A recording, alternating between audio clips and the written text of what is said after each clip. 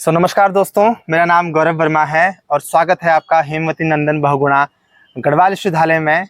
और आज हमारे साथ हमारे मित्र हैं रुपेश नेगी जी, और ये छात्र नेता भी हैं और साथ साथ में मेरे हॉस्टल मेट भी हैं। तो रुपेश नेगी जी, मैं आपका स्वागत करता हूं, आपने मुझसे समय दिया। बहुत बहुत धन्यवाद। तो रुपेश नेगी जी, थोड़ा अपने बारे में बताइए हमारे दर्शकों को। मेरा नाम रुपेश नेगी है और अभी मेरे यहाँ से मास्टर्स चल रहा है पॉलिटिकल साइंस में। उससे पहले मेरे यहाँ से ग्रेजुएशन हुआ है। चलिए, तो वैसे कहाँ के रहने वाले हैं आप? मैं वैसे पौड़ी का रहने वाला हूँ। चलिए, तो रुपेश नेगी जी, जैसे कि अभी आपने बताया कि आप यूजी और पीजी इस यूनिवर्सिटी से कर चुके हैं, तो कैसा एक्सपीरियंस रहा आपका यहाँ पे? एक्सपीरियंस बहुत अच्छा रहा। श्रीनगर बहुत अच्छा शहर है और छोटा शहर है पर माया नगरी है। एक बार जो यहाँ पे आ जाता है उसको छोड़ने का मन नहीं करता है। छोटा शहर है, बहुत छोटा कैंपस है हमारा, बहुत फैला हुआ कैंपस नहीं है। अच्छा कैंपस है, पढ़ाई के लिए बेस्ट है। लाइब्रेरी है, मेरे पीछे आप लाइब्रेरी देख रहे होंगे। स्टडी रूम है, अच्छे टीचर्स हैं, अच्छा गाइड करते हैं। डिपार्टमेंट सारे अच्छे हैं। अच्छा, तो जैसे कि साथियों, ये जो ये वीडियो है ये खास हॉस्टल के पर्पज़ के लिए मैंने बनाई है। तो रुपेश जी, आप भी हॉस्टल में रहते हैं, मेरे जी। साथी हैं, तो क्या क्या एक फैसिलिटीज़ जो प्रोवाइड होती है स्टूडेंट्स को? गौरव जी देखो, हॉस्टल की जहाँ तक बात है कि हॉस्टल यहाँ पे बहुत ही अच्छे हैं। और दूसरी बात, हॉस्टल में फैसिलिटीज़ काफ़ी अच्छी हैं। जो हमारी बेसिक नीड होती है सारे हमें हॉस्टल में मिल जाते हैं, बहुत कम रेट पे मिल जाते हैं। जैसे कि अगर मैं अपने हॉस्टल की बात कहूँ तो हमारा 3 से 4 हज़ार रुपये पर ईयर का हमारा जो फीस है, उसके साथ हॉस्टल का जो मैस की फ़ीस है वो अलग है। इसमें से वो प्राइवेट है, 3 हज़ार पर महीना। उसके साथ हमें हॉस्टल में अलमारी मिलती है, जो भी हमारी बेसिक नीड है वो मिलती है। उसके साथ साथ हमें वाईफाई मिलता है जो कि फ्री है। चलिए, बहुत बढ़िया।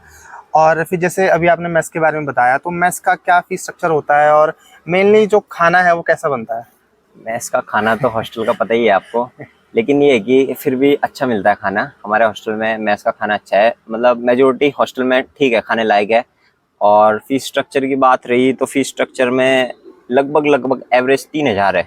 3 हज़ार, 3100, 3200 इसी उसमें पर मंथ। तो मतलब ये क्या ज़रूरी है कि जो हॉस्टल में रह रहा है उसको मेस का ही खाना खाना है, क्या वो बाहर भी खा सकता है? हाँ जी, ये ज़रूरी है। ज़रूरी है जी। जी। तो दूसरी बात फिर, हॉस्टल का एनवायरनमेंट किस तरह का है? क्या छात्र वहाँ पढ़ सकता है? देखो, इन्वायरमेंट की बात कहूँ तो हॉस्टल को हम 2 वे में ले सकते हैं। पॉजिटिव वे भी है, नेगेटिव वे भी है। पॉजिटिव वे है कि हमें सीनियरों का अच्छा सपोर्ट मिलता है, ठीक है। हमारी काउंसलिंग के लिए हमें बहुत ज़्यादा भटकना नहीं पड़ता है। जिस डिपार्टमेंट के हमें, जिस कोर्स के हमें, जो हम करना चाहते हैं आगे, जिस चीज़ में हमें इंटरेस्ट है, उसी टाइप के हमें सीनियर हॉस्टल में मिल जाते हैं। हमें कोई बहुत दूर जाने की जरूरत नहीं रहेगी, बहुत ज़्यादा ऑनलाइन रिसर्च करने की जरूरत नहीं है। मान लो मैं पॉलिटिकल साइंस बैकग्राउंड से हूँ, मेरे को आगे पॉलिटिकल साइंस में क्या करना है, तो मैं अपने जी। सीनियर से आसानी से पूछ सकता हूँ। या किसी भी डिपार्टमेंट के मास कॉम है, वो आगे क्या कर सकता है, क्या क्या उसमें फील्ड है। एक एक्सपीरियंस अगर मेरे से जैसे मैं मास्टर्स कर रहा हूँ, मेरा जूनियर कोई ग्रेजुएशन कर रहा है, वो मेरे से इस बारे में पूछता है तो मैं उसको काफ़ी अच्छे से बता सकता हूँ। तो ये जी। पॉजिटिव चीज़ें हैं। कुछ नेगेटिव चीज़ें भी होती है, कुछ बच्चे शोर कर देते हैं कभी कभी, या कुछ लड़ाई वगैरह हो जाती है, ये कुछ नेगेटिव है। लेकिन साथ में एक यूनिटी की बात रहती है, कैसे हम विपरीत कंडीशन में रह सकते हैं, कैसे यूनिटी दिखाई जाती है। हर किसी के बर्थडे में छोटा छोटा कंट्रीब्यूट करके कैसे उसके बर्थडे को हम सेलिब्रेट कर सकते हैं। ये सब पॉजिटिव है कुछ। हाँ, तो रुपेश जी ने ये बात बड़ी अच्छी कही कि जैसे अगर हॉस्टल में किसी का भी बर्थडे होता है तो सब 10-10, 20-20 रुपये इकट्ठे करते हैं, फिर रात को सब उसका बर्थडे मनाते हैं। तो कहीं ना कहीं एक पॉजिटिव वातावरण है हॉस्टल में। मतलब जी। हॉस्टल में कभी आपको शायद ऐसा नहीं लगेगा कि आप अकेले हो। जी। जब भी आपको लगेगा कि यार आप अकेला फील कर रहे हो, तो किसी भी रूम में चले जाओ, किसी से बातचीत कर लो, तो काफ़ी मतलब अकेला महसूस नहीं होने देंगे आपको हॉस्टल वाले लोग। और ना जी। ही घर वालों की याद आएगी आपको। हाँ। तो फिर उसके बाद एक सवाल ये आता है कि सिक्योरिटी का बड़ा इशू रहता है। हालांकि ये बड़ा शांत वातावरण है हमारा गढ़वाल यूनिवर्सिटी, बट फिर भी एक सिक्योरिटी के लिए क्या क्या चीज़ें हैं एज अ हॉस्टलर? सिक्योरिटी के लिए यहाँ पे मेरे को तो नहीं लगता कि श्रीनगर की किसी भी हॉस्टल में सिक्योरिटी का कोई इश्यू होता है, क्योंकि हमारे गार्ड 24 घंटे उपलब्ध रहते हैं हर हॉस्टल में। केयर टेकर हमारे हॉस्टल में उपलब्ध रहते हैं, मतलब शाम तक रहते हैं, उसके बाद गार्ड की ड्यूटी होती है, लेकिन केयर टेकर हमारे उपलब्ध रहते हैं। उसके बाद वार्डन 24 आवर हमारे पास उपलब्ध रहता है, ठीक है। उनके ऊपर चीफ वार्डन रहता है। अगर हॉस्टल के किसी भी उसकी जो वार्डन नहीं संभाल पा रहे हैं तो हम चीफ वार्डन को बताते हैं।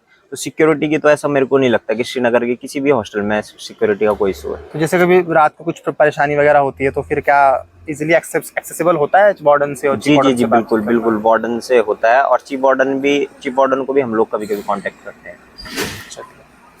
और जैसे ठीक है, जैसे एक सवाल बड़ा हॉस्टलों में रहता है कि एक कल्चर होता है जैसे जूनियर सीनियर वाला या रैगिंग जिसे हम बोल सकते हैं, तो क्या इस हॉस्टल में आपने या अब आप हॉस्टल में रहे तो क्या आपने रैगिंग फेस करी या अभी भी हॉस्टल में रैगिंग की जैसे कुछ चीज़ें हो रही हैं, और अगर हो रही हैं तो फिर कैसे उससे बाहर निकला जाए, कैसे एक छात्र अपने आप को सेफ फील करे वहाँ पे?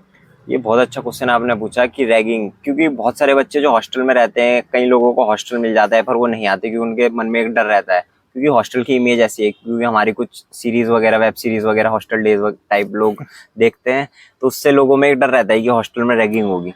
पर यहाँ पे मैंने ऐसा कोई फेस नहीं किया है, हमारा मतलब कोई ऐसा वो नहीं हुआ है मेरे साथ क्या, मेरे और दोस्त और हॉस्टल में मैंने ऐसा कुछ ऐसा नहीं सुना है कि यहाँ पे हॉस्टल में कोई रैगिंग वगैरह भी हो सकती है। अगर बल्कि ये चीज भी है, जैसा मैंने आपको अभी पहले बताया कि हॉस्टल में रैगिंग तो नहीं बोल सकते, जैसे नाम वगैरह पूछते हैं कुछ बच्चे, क्या होते हैं ना, घर से जब आते हैं 12th के बाद जब उनको हॉस्टल मिलता है तो बहुत ज्यादा डरे हुए रहते हैं, वो किससे बात नहीं करते हैं। सीनियर बुलाता है, हाँ भाई क्या नाम है, या फिर उसके बारे में पूछता है, तो थोड़ा बच्चों को लगता है, कुछ बच्चे उससे छोड़ देते हैं कि सीनियर बार बार परेशान कर रहा है, सीनियर बुला रहा है। जैसे कुछ हॉस्टल में रहता है, कुछ डिपार्टमेंट में रहता है कि सीनियर को सर बोलना होता है, वो भैया भैया बोल रहा होता है, तो वो एकदम से उस चीज को नहीं अपना पाता है। तो इस चीज से काफी बच्चे कुछ टाइम लग जाता है, लेकिन ऐसा कुछ रैगिंग वाला तो सीन नहीं है। ठीक है। और तो जहाँ तक आप भी हॉस्टल में शायद आपको 3-4 साल हो गए हैं, तो ऑल ओवर क्या एक्सपीरियंस रहा आपका हॉस्टल में? मैं आपको बताना चाहूंगा कि हॉस्टल को मेरे को 3-4 साल नहीं, लगभग 10-11 साल हो गए। इससे पहले मैं नवोदय में था, वहाँ भी मैं हॉस्टल में था, तो हॉस्टल का एक्सपीरियंस मेरे को बहुत पहले से ही था। तो हॉस्टल में एक तो देखो, हर चीज के पॉजिटिव और नेगेटिव दो एक्सपेक्ट होते हैं, ठीक है। नेगेटिव एक्सपेक्ट ये होता है, हो सकता है आपका कल पेपर है, सामने वाले का बर्थडे है, या उसका पढ़ने का मन नहीं है, वो गाने सुन रहा है। जैसे हमारे हॉस्टल में एक रूम में 3 लोग रहते हैं, कई बार मजाक कर रहे हैं, कार्ड्स खेल रहे हैं, रात को नहीं सो रहे हैं, आपका पेपर है, ये कुछ दिक्कतें हो सकती हैं। पॉजिटिव चीजें भी इसमें है, आप लोग सेल्फ स्टडी कर रहे हैं, कभी आप बोर नहीं हो सकते। कुछ बच्चे डिप्रेशन में चले जाते हैं, आप कभी डिप्रेशन में नहीं, हॉस्टल का बच्चा कभी डिप्रेशन में नहीं जा सकता मेरे हिसाब से, क्योंकि उसका इंटरेक्शन होना ही है। आप कितना चुप बैठ जाएंगे, अगर आप नहीं बोलेंगे दूसरा बच्चा आपके पास आएगा, आपकी क्लास वाला आपके पास आएगा, आपका सीनियर आपके साथ आएगा, आपको खाना सबको मिलके खाना पड़ेगा, ठीक है। जैसे बच्चे क्या होते हैं, खाना बनाते हैं, खाते हैं, सोचने लग जाते हैं, ज्यादा डीप सोचने लग जाते हैं। तो इससे क्या है, आपके मन में कोई विचार आया, आपने अपने रूममेट को बताओगे, रूममेट को नहीं तो बैचमेट को बताओगे, बैचमेट को नहीं तो सीनियर को बताओगे, किसी मतलब आपके पास बहुत सारे लोग हो जाते हैं आपके अराउंड, ठीक है। तो हॉस्टल में मतलब ये चीज मेरे को बहुत अच्छी लगती है कि एक इन्वायरमेंट हमारा ऐसा बन जाता है ना, जिस टाइप के लोग आपके चाहिए आपको आपको खेलने वाले लोग मिल जाएंगे, आपको पढ़ने वाले लोग मिल जाएंगे, आपको घूमने वाले लोग मिल जाएंगे, आपको फिटनेस वाले, अगर आपको वर्कआउट करना है, वर्कआउट करने वाले, हर टाइप के लोग आपको मिल जाएंगे। तो इससे ये सब कुछ पॉजिटिव एक्सपेक्ट है जो हमें हॉस्टल में ही मिल सकते हैं। तो ये तो आपने कॉलेज का बताया, बट जब आप घर से दूर रहे स्कूल में और जेएनयू में आपने हॉस्टल का एक्सपीरियंस रहा, तो जेएनयू में कैसा एक्सपीरियंस रहा? जेएनवी में भी काफी अच्छा एक्सपीरियंस रहा। जेएनवी में तो खैर स्टार्टिंग में 6th-7th में मन नहीं लगता था, स्कूल में बच्चे थे, हम छोटे बच्चे थे, क्योंकि सुबह वहाँ पे जैसे यहाँ पे है, तो यहाँ पे तो मतलब कॉलेज जाना है आना है, वहाँ पे ऐसा नहीं था।